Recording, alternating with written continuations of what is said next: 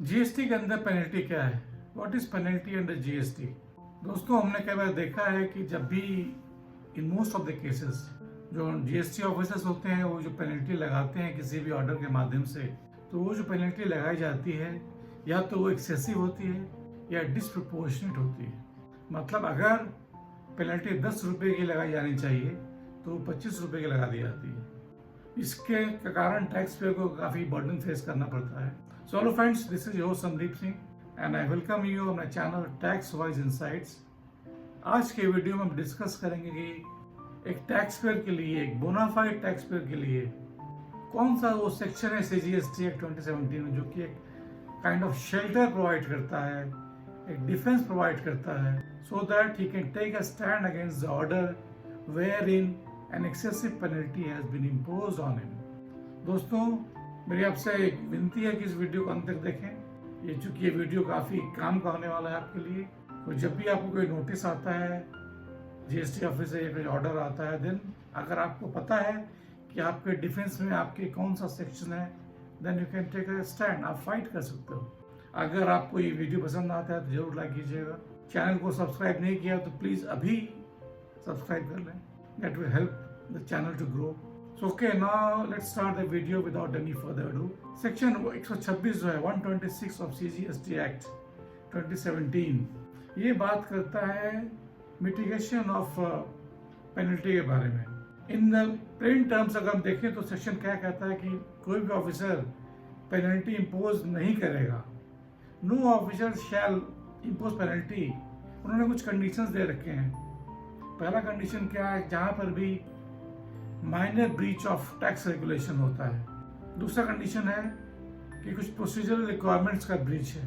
तीसरा कंडीशन है कि कुछ फ्रॉडुलेंट इंटेंट या ग्रॉस नेग्लिजेंस नहीं होना चाहिए।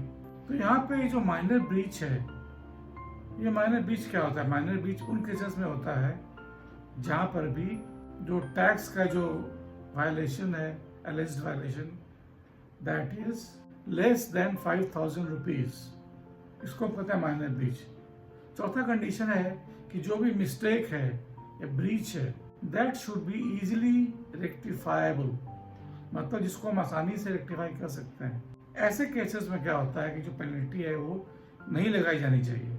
अगर आपको पेनल्टी लगाई जाती है तो आप इस सेक्शन का फायदा उठा सकते हो, उसको स्टैंड लेके आप फाइट कर सकते हो। अब दूसरे कंडीशंस और भी इसलिए रखे हैं उन्होंने, जो कि हमारे बेनिफिट के लिए, जो टैक्स पेयर के बेनिफिट के लिए है। वो कंडीशंस क्या है कि कोई जो जीएसटी ऑफिसर है वो जो भी पेनल्टी डिसाइड करेगा वो केस टू केस के बेसिस पर डिसाइड करेगा, depending upon the severity of the case and degree of violation.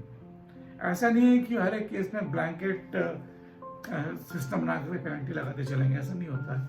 He has to discuss each and every case on merit, and he should also give the taxpayer an opportunity of being heard।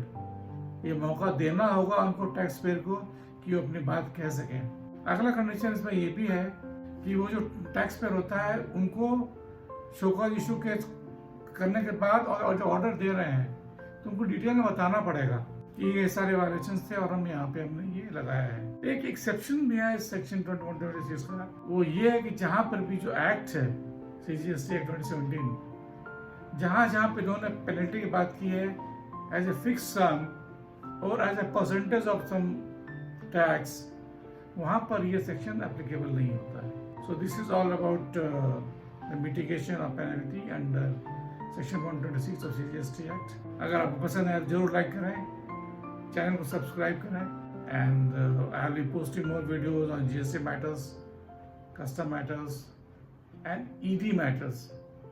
So see you in the next video. Till then, bye bye and take good care of yourself. Thank you.